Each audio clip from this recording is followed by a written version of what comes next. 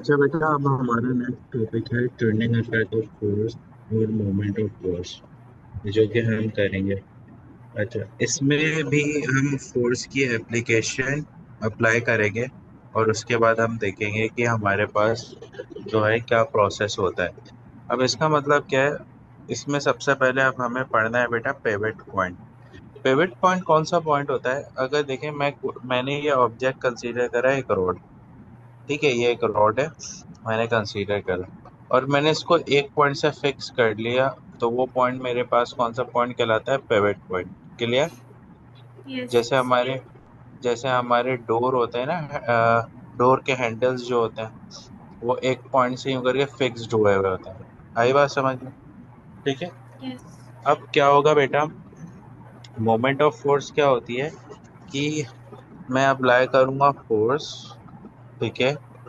और फोर्स और डिस्टेंस दोनों एक दूसरे के क्या होंगे बेटा? परपेंडिकुलर। और ऑब्जेक्ट जो है वो टर्न हो जाएगा। क्या होगा बेटा? टर्न हो जाएगा। ऑब्जेक्ट टर्न हो जै जाएगा। हाँ, जैसे ये मैंने एक रॉड कंसीडर करी और इसको एक पॉइंट से कर दिया फिक्स, उसको कॉल कर दिया पिवट। अब देखिए, इधर मैं फोर्स अप्लाई कर रहा हूँ उसमें वर्टिकली, या तो मैं डाउनवर्ड फोर्स अप्लाई करूंगा या अपवर्ड। ठीक है। या तो देखिए मैं यूं करके डाउनवर्ड फोर्स अप्लाई करूँ। और देखिए डिस्टेंस जो है वो पिवट पॉइंट से क्या होगा बेटा? हमेशा परपेंडिकुलर। ये देखिए विच makes an angle of 90 degree. ठीक है, ये देखिए डिस्टेंस परपेंडिकुलर, डिस्टेंस जो है वो परपेंडिकुलर है। ठीक है, फ्रॉम पिवट, याद रखिएगा। तो this thing is known as turning affect of force, कि फोर्स और डिस्टेंस एक दूसरे के क्या हो जाएं बेटा? परपेंडिकुलर हो जाए। और परपेंडिकुलर हो जाए। जी, और ऑब्जेक्ट में मूवमेंट आ जाए। क्या आ जाए बेटा? मूवमेंट। Either movement. अब देखें, मैंने अब इस ऑब्जेक्ट को यहाँ पे फोर्स लगाई, ये ऑब्जेक्ट यूं करके टर्न होगा, तो ये एंटी क्लॉकवाइज डायरेक्शन में टर्न होगा। ठीक है। और अगर मैं यस। वर्टिकली अपवर्ड लगा रहा हूँ तो ये ऑब्जेक्ट यूं करके टर्न होगा। तो ये कौन सी सर ये चीज़ डायरेक्शन में समझ नहीं टर्न आई, ये होगा? चीज़ वापस समझाना है। Clockwise, anti clockwise. नहीं, हाँ, ये चीज़ जो ठीक है, अगर पिवट देखें वाली। ये पॉइंट, ये पिवट वाली पॉइंट, पिवट वो पॉइंट होता है जहां से ऑब्जेक्ट फिक्स्ड कर देते हैं हम, जोड़ देते हैं उसको। ठीक है, ये हमने जोड़ दिया एक ऑब्जेक्ट को। अब हमने फिक्स कर दिया है ना इसको, जैसे हमारे डोर में हैंडल्स होते हैं, हमारे यस। डोर डोर के जो जी। हैंडल्स होते हैं वो देखिएगा, एक एक एंड से फिक्स होते हैं और एक एंड से हम उसमें फोर्स लगा रहे होते हैं। जिस एंड से वो फिक्स होते हैं उसे हम क्या बोलते हैं? पिवट बोलते हैं। क्या बोलते हैं बेटा? पिवट। पिवट। जो ठीक है। चीज़ बैलेंस किसी चीज़ से जॉइन हो और उसके ऊपर फोर्स लगा के उसको मूव कर रहे हो, तो वो जॉइन जगह को पिवट बोलते हैं। हाँ, वो जॉइंट जगह पिवट बोलेंगे। अब देखें, अब मैं इसमें फोर्स लगा रहा हूँ या तो अपवर्ड। अगर मैं अपवर्ड फोर्स लगाऊं तो ये ऑब्जेक्ट यूं करके टर्न हो जाएगा, ऐसे ही है, यहाँ से, क्योंकि यहाँ से तो फिक्स है, तो यहाँ से टर्न हो जाएगा। अब ये जो टर्न होगा, या ये कौन सा टर्न होगा बेटा? क्लॉकवाइज। क्लॉकवाइज। तो इसे हम बोलते और हैं अगर हम क्लॉकवाइज उसको मूवमेंट। लाइक, और अगर ये डोर का हैंडल है तो उसको अगर हम नीचे पुश करेंगे तो वो एंटी क्लॉकवाइज मूव होगा। एंटी क्लॉकवाइज मूवमेंट होगा। ठीक है, अब डेफिनेशन पर आते हैं। कॉन्सेप्ट आ गया समझ में? अब यस। डेफिनेशन है, product of force and And perpendicular perpendicular distance distance from the from the pivot to pivot the line point to the to the line of force. ठीक है, ये देखो, product of perpendicular force and distance, perpendicular distance. Perpendicular distance from the pivot of point, ठीक है, to the line of force. ये देखें, line of force है। ठीक है तो इसको मोमेंट ऑफ फोर्स बोलते हैं। जी, मूवमेंट ऑफ फोर्स बोलते हैं, यहाँ turning Product of affect of force force. and perpendicular distance from the pivot to the line of the force. Product of force and perpendicular distance from the pivot to the line of force. Product of the force and perpendicular distance ठीक है, from अच्छा the रहेगा। force. अच्छा देखें, अब इसका formula होता है बेटा टर्निंग अफेक्ट ऑफ फोर्स का, इट इज द सिंबल।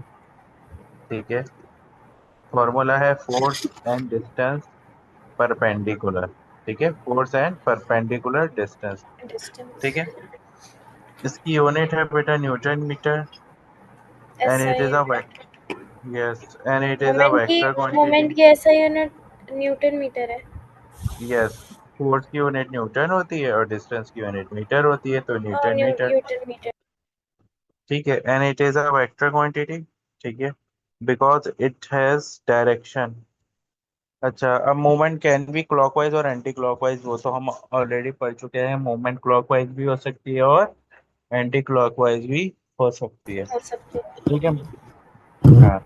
अच्छा, अब देखें, अब हम ना कंपैरिजन करेंगे कि हम डिस्टेंस को इंक्रीज करें और डिक्रीज करें, उसकी वजह से फोर्स पे क्या फर्क पड़ेगा और उसकी वजह से मूवमेंट पर क्या फर्क पड़ेगा। क्या फर्क पड़ेगा। ठीक है, तो इसके जी। लिए ना हम फॉर्मूला एक बनाते हैं। ठीक है, ये इसी फॉर्मूले में डिस्टेंस को यहीं छोड़ देते हैं क्योंकि इसका कंपैरिजन होगा।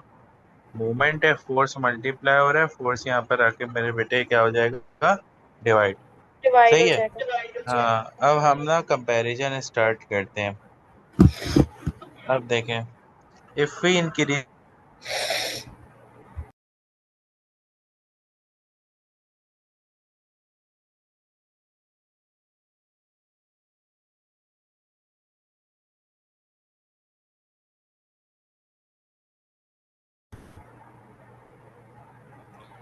T equals force.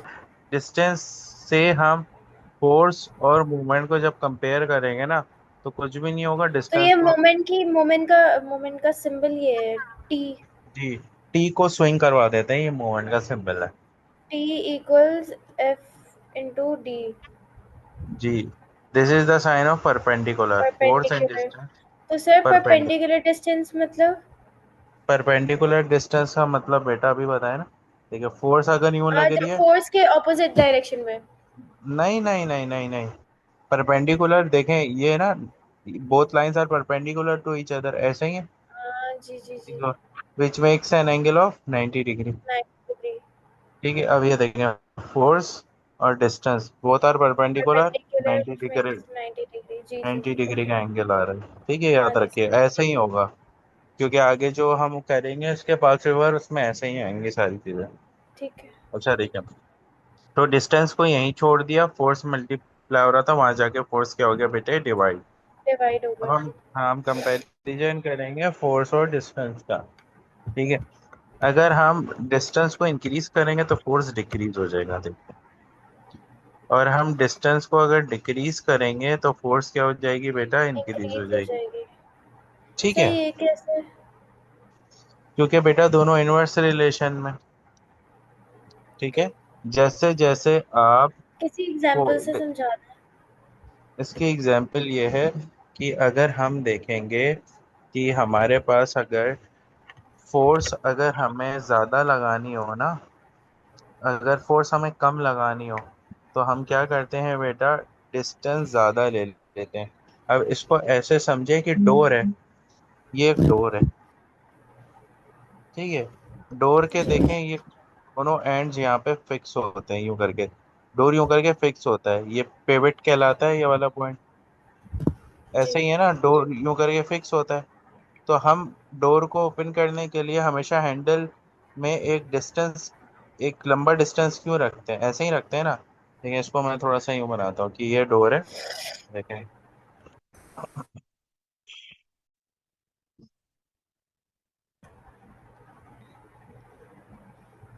ये देखिए, ये डोर है घर का। हम्म, अब ये डोर बिल्कुल कोनों से फिक्स होता है घर में, यहाँ पे जी। यूं करके, थ्री एक साइड एंड्स। से एक साइड से जी, फिक्स होता है। जी फिक्स्ड एक होता है। साइड पे हैंडल होता है।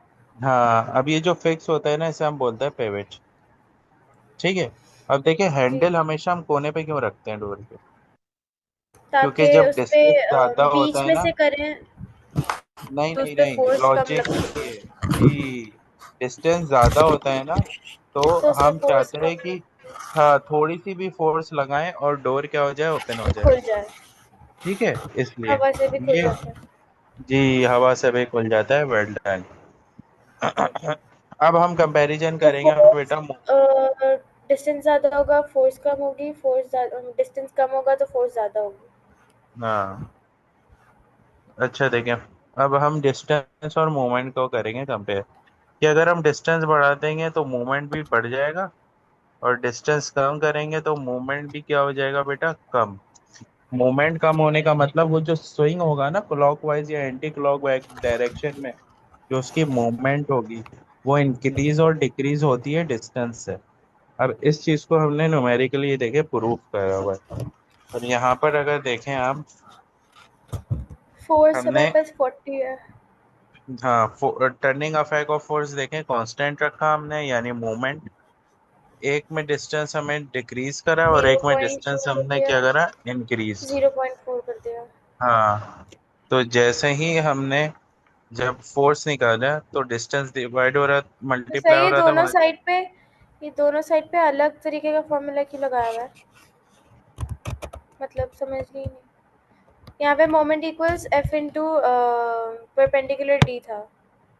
बेटा वहाँ पे डायरेक्टली अप्लाई कर दिया फॉर्मूला, मैंने देखा फॉर्मूला ये होता है ना, T is equal to T F equals to F into D perpendicular D.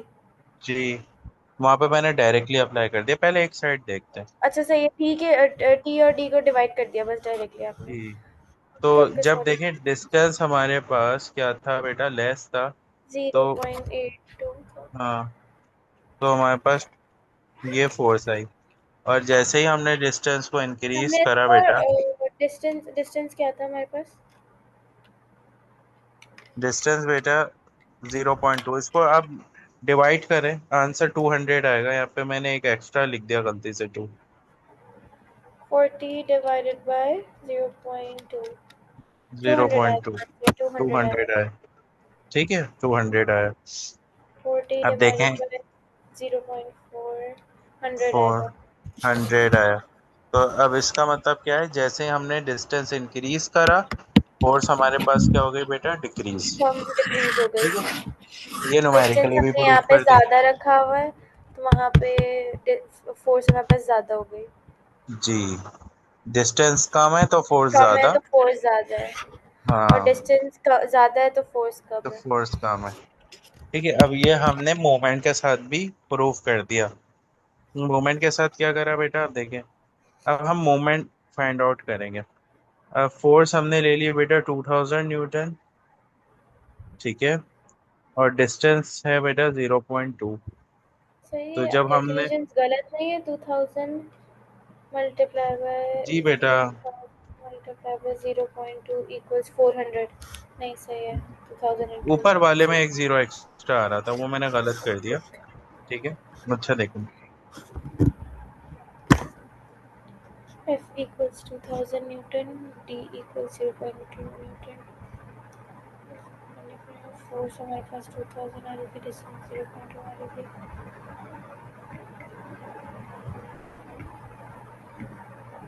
हमने डिस्टेंस कम किया तो हमारे पास फोर्स भी कम आ गई।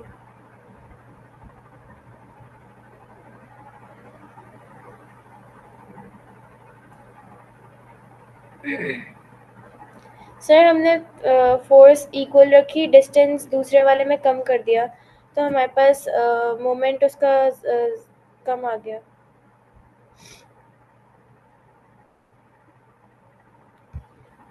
Sir hello.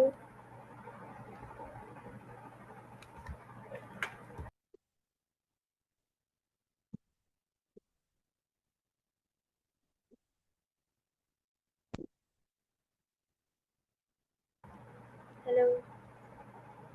ये बेटा, ये पता नहीं क्या हो रहा है बेटा, ये लॉग आउट कर दे रहा है, पता नहीं। अच्छा देखें हम, जैसे ही हमने यहाँ पर देखा कि डिस्टेंस हमने डिक्रीज करा है, देखें, तो मोमेंट भी क्या हो गया बेटा हमारे पास, डिक्रीज। डिक्रीज हो ठीक गया। है, ठीक है, तो जी। ये चीज यहाँ पे मेंशन भी कर दी और ये आती भी है। ठीक है, अच्छा देखें। अब बेटा हमारे पास आ गया प्रिंसिपल ऑफ मूवमेंट। डिस्टेंस, अगर फोर्स 1 कॉल करेंगे इसे तो ये डिस्टेंस 1 आ जाएगा। अगर इसे फोर्स 2 कॉल करेंगे तो ये क्या हो जाएगा बेटा, डिस्टेंस 2। क्लियर हो गई बात, ठीक है। यस। अब इसका बेटा, जब ऑब्जेक्ट इक्विलिब्रियम कंडीशन में हो ना, तो इसके हमारे पास जो है वो लॉ है कि sum of all forces acting on a body is equal to 0। ठीक है, हम बोलते हैं कि दोनों फोर्सेस जो होती हैं बॉडी में जब अप्लाई कर रही होती हैं, हमने पढ़ा था ना पहले, फॉरवर्ड फोर्स अगर बैकवर्ड फोर्स के बराबर हो तो ऑब्जेक्ट कांस्टेंट स्पीड से मूव करेगा। इसमें भी ये कौन सी होता है कि स्पीड से होगा? दोनों फोर्सेस जब एक दूसरे के बराबर हो तो हम इसे बोलते हैं सम ऑफ दोनों all forces forces acting equals on a to body is equal to zero, यानी दोनों जीरो। फोर्स एक दूसरे को कैंसिल आउट कर देती हैं। क्यों? क्योंकि ये देखें, अगर इस ये फोर्स ज्यादा हो F1, तो ऑब्जेक्ट क्यों हम्म, करके इधर मूव करेगा, मूवमेंट आएगी। तो क्योंकि ये इसका कौन सी, डिस्टेंस कम है तो फोर्स ज्यादा होगी। अरे इसमें मुझे दूसरी चीज समझाने देंगे, देखें वो तो होगा इसमें। देखें अगर F1 ज्यादा हुआ ना, ये देखें F1 ज्यादा हुआ तो ऑब्जेक्ट क्यों करके टिल्ट करेगा इस तरफ, इसे हम बोलेंगे क्लॉकवाइज मूवमेंट। ऐसे ही है। जी, लेकिन इधर तो F2 ज्यादा है तो इसलिए वो एंटी हाँ क्लॉकवाइज जाएगा। हाँ, अगर F2 ज्यादा हो गई तो ऑब्जेक्ट इधर मूव करेगा। तो तो कौन anti C clockwise, direction anti है, एंटी। क्लॉकवाइज अब दोनों मूवमेंट एक दूसरे के अगेंस्ट है तो दोनों एक दूसरे को क्या कर देंगे, कैंसिल। कैंसिल आउट कर ऐसे ही। देगा। हाँ, तो इसका तो देखें इसलिए आप क्या रिजल्टेंट होगा फोर्स भी फर्स्ट। जीरो हो जाएगा। जी, तो इसीलिए इसका पहला लॉ है sum of all forces acting on a body is equal to zero. Zero. ठीक है, सही है। दोनों मूवमेंट एक दूसरे को क्या कर रहे होंगे, कैंसिल कर रहे होंगे। अच्छा, तो हम इसको सेकंड लॉ में ये बोल सकते हैं कि clockwise movement is equal to anti clockwise movement. दोनों मूवमेंट एक दूसरे के इक्वल है ना, पहले एक तो ऊपर जाएगा फिर इक्वल। दूसरा। जी जी जी। हाँ, फिर एक एक ऊपर एक फिर एक रिएक्ट नीचे। करेगा तो दूसरा भी करेगा। जी, ठीक है। तो इसे हम ऐसे भी पढ़ते हैं। तो ये लॉज लिखने के लिए आते हैं कि इक्विलिब्रियम कंडीशन के लॉज लिख दें। तो हम पहला लॉ क्या लिखते हैं, sum of all forces acting on a body is equal to body is equals zero. To zero. और सेकंड हम लिखते हैं sum of clockwise movement clockwise is movement equal to equals to anti sum of. Clockwise movement. जी, ये जो लिखा हुआ है, ठीक है। ठीक है। अब इसका फॉर्मूला देखें कि इसका फॉर्मूला होता क्या एफ है। One into F F one one multiply by perpendicular distance D1 distance is equal to F2 multiply by by perpendicular perpendicular distance distance two. D2। ठीक है, जी। ठीक है। It is F1 D1। But हम ये बनाते कैसे हैं, यूं बनाते हैं, देखिएगा इस लॉ को हम लिखते सर कैसे अगर हैं। हमारे पास पेपर में ये ऐसी पिवट मतलब ये क्वेश्चन आए तो और हमारे पास इसकी मेजरमेंट्स ना दिए हुए हैं, तो हमें स्केल से खुद करना होंगी ना मेजरमेंट्स। नहीं नहीं, मेजरमेंट होगी गिवन। पास पेपर करवाता हूँ ना आपको, वेट ठीक करिएगा। ठीक देखिए, ठीक। इसको ना हम लिखेंगे इस तरीके से पास पेपर में। पहले हम देखेंगे कि यूं लिखते हैं, sum of clockwise movement is equal to sum of anti anti clockwise. Clockwise. तो पहले हम क्लॉकवाइज मूवमेंट ढूंढते हैं कि कहाँ पर है। अब जो क्लॉकवाइज मूवमेंट की हमारे पास चीजें होती हैं हम उसे एक तरफ लिख देते हैं F1 D1। आई बात समझ में? और जो एंटी जी। क्लॉकवाइज मूवमेंट है हम उसे ढूंढते हैं, ऑब्जेक्ट। वो एफ टू कहाँ डी है, टू F2 D2। क्लियर हो गई बात?